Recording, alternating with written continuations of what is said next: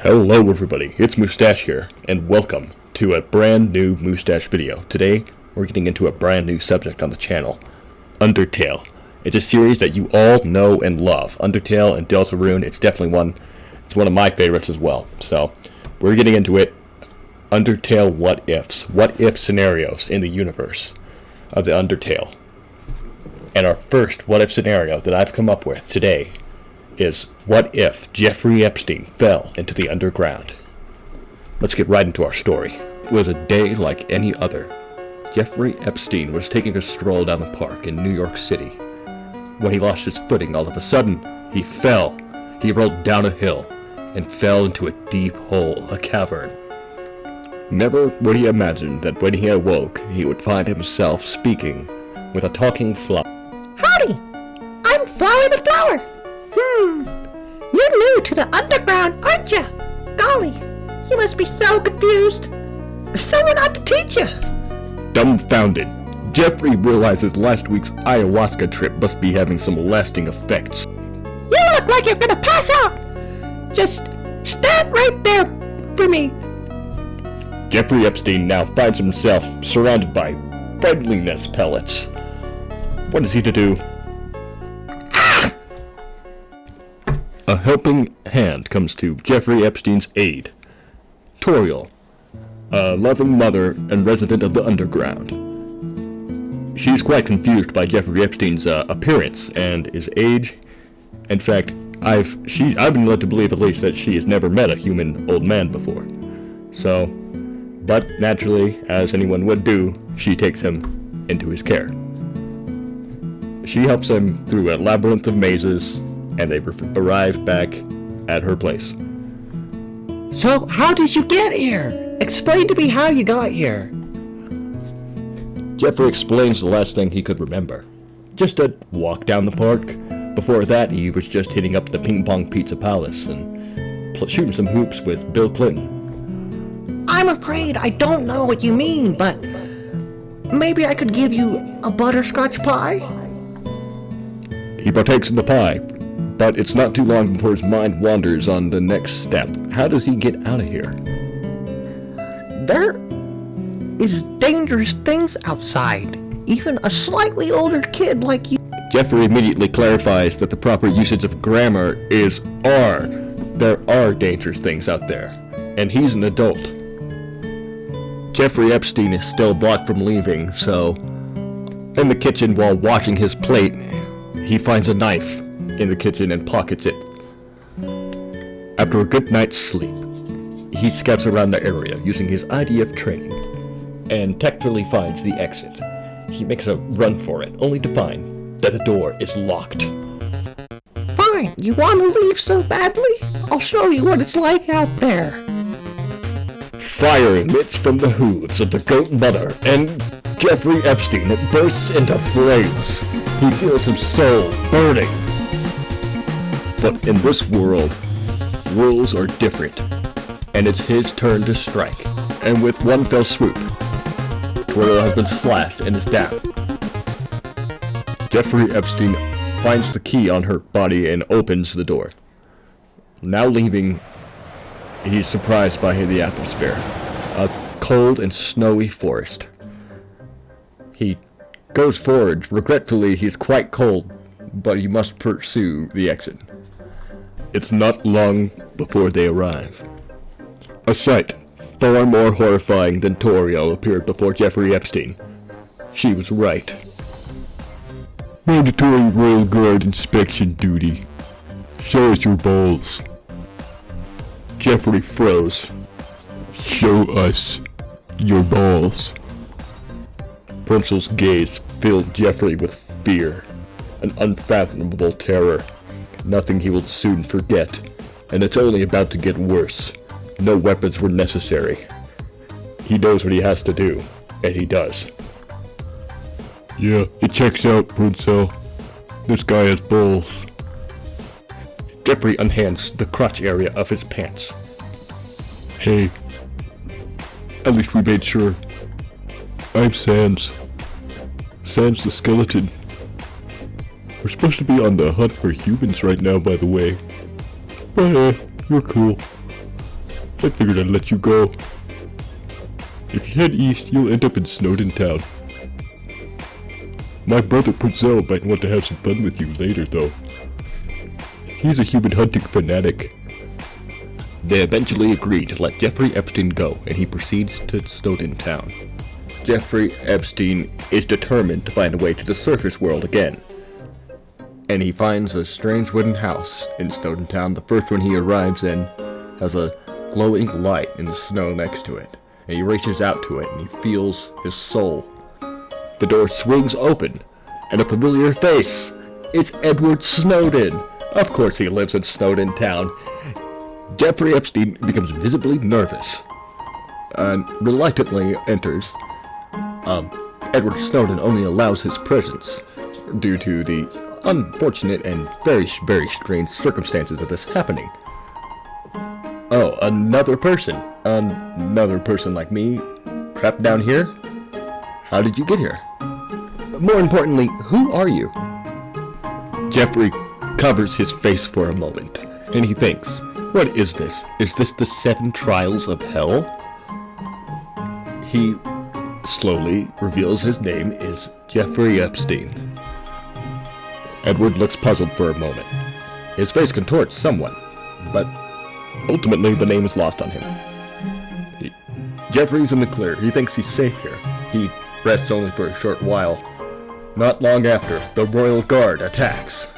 Jeffrey runs and bolts for the door, only to look back and see Edward Snowdin has already been quickly decapitated by the villainous and blind Doggo. He runs quickly and rolls into the forest. Undyne and the rest of the Royal Guard lose track of him in the forest, but Jeffrey Epstein didn't mean to go this far, as he is slipped off of a cliff. He falls down into luckily some water, and it breaks his fall. The water they fell into, get it, it's Waterfall. He went to Waterfall. He pulls himself out of the water, exasperated. He proceeds to the next point. He sees another glowing light and he touches it and he feels his soul shine. He's determined to move forward. He feels better, more rested after doing this. Having not eaten in almost 3.5 hours now, Jeffrey Epstein is starving, and the green jello on the floor is looking somewhat appetizing to him. But it moved, devastated at first, but he notices the jello seems to respond to his movements. He finds himself dancing with the mold small. He doesn't know how this world works. Perhaps maybe if he does complete dancing with it, then he will get to eat it afterwards. At least that's what he thought, until Mold Small annihilated him. Just like that, his eyes open again. At that shining light, he realized that his soul had been stored there somehow. He quickly learns that this prepared him for the threat in front of him. He stomps on the Mold Small, and all the segments spread out, going into walls and holes, but it seems that they die shortly after. 3 blue spears raise out of the ground and impale Jeffrey Epstein, almost as if he was immediately punished. His insides burn. And if it's not enough, Undyne walks forward out of the shadows and delivers a cold, hard blow to his skull, finishing him. Epstein has been Groundhog Day'd at the respawn point. He knows now what he must do. He must run. Forget the Mold Small. After he stops screaming, he runs. Every 15 steps, this process repeats itself. A spear, sometimes in the ankle. Another death, it through the chest. Sometimes impaled through the entire body. Sometimes Undyne finishes the job herself. Epstein screaming again at the save point. He doesn't know what to do. He runs again as fast as he can. But he's done this 17 times already. He persists. He remembers his training. He swims through the water instead of going on the bridge. He dodges the spears. He gets to the next area, and Undyne tries a different method. She makes him think that he lost her. She deems this necessary because he thinks Jeffrey has done this on his first try. Realistically, he's been practicing at this by now, using the save points. Epstein finds himself wandering into a peaceful clearing up ahead. He sees a Monster Kid. Having not with in over 4.5 hours now. Monster Kid instinctively runs out of a bush and asks him who he is, but Jeffrey's not going through this again. He quickly punches Monster Kid in the forehead and makes a run for it. Monster Kid is knocked on the ground. It appears it didn't hurt him that badly though. His head was too big, and it's much bigger than Jeffrey Epstein's arms. Undyne has observed this and drops in front of Epstein. He pleads for his life. He says, "No, I'm sorry, I was just scared." But before he can even finish speaking, Undyne has...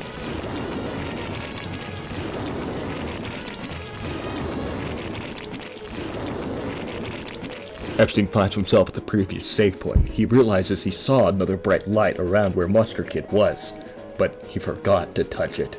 He forgot to bring his soul to light.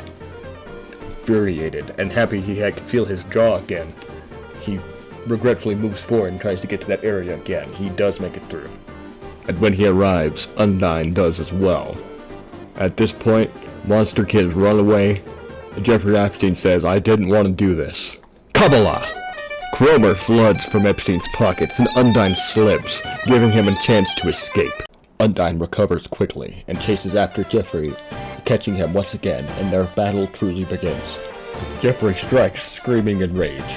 His flimsy knife bounces off of Undyne's armor, and she picks him up by the throat, lifting him into the air. Jeffrey finds himself pleading once more, but he says that he'll do whatever Undyne says. Undyne tosses Jeffrey over her shoulder and proceeds to the next area. Injured and tired, he looks up and sees something that he hasn't seen yet in this place. A neon sign. "Welcome to Hotland," it reads. Very iterative, he thinks. He knows this must be some sort of horrible ayahuasca-induced nightmare. He begins to feel the heat. Panicked by this statement, adrenaline takes over and he jumps out of Undyne's arms. Undyne has lost her helmet in this encounter, and they come face to face with her true face for the first time. Kabbalah! A flood of Cromer fills out of pants and shoes, and it slips Undyne once more, but into a treacherous pit of lava. Epstein coldly proceeds to the lab. They were expecting him as a prisoner, but instead, he's breaking in with his IDF training. And what are they to do without their Royal Guard protector, Undyne? Jeffrey enters the lab cautiously, looking around, and the lights spring on. Undyne has not been defeated. Jeffrey was fooled. With the power of Neo, her soul shines brightly. She is determined to defeat Jeffrey now. Alfie stands at her side. Her creation, Megaton, has just been revealed and activated, ready to fight Jeffrey alongside them. It's time for his punishment, for his recklessness in the underground. They're dead. They're all dead. And Asgore Bergen trucked them. I killed them. I killed them all. Please, will you help me? And by far the most disturbing thing Jeffrey has seen yet in his journey, the corpses and scattered remains of King Asgore's apparent friends. Our journey, our whole reason for doing this, we require 7 child human souls. Jeffrey knows what he must do. Asgore, I can help you. You've got the right guy.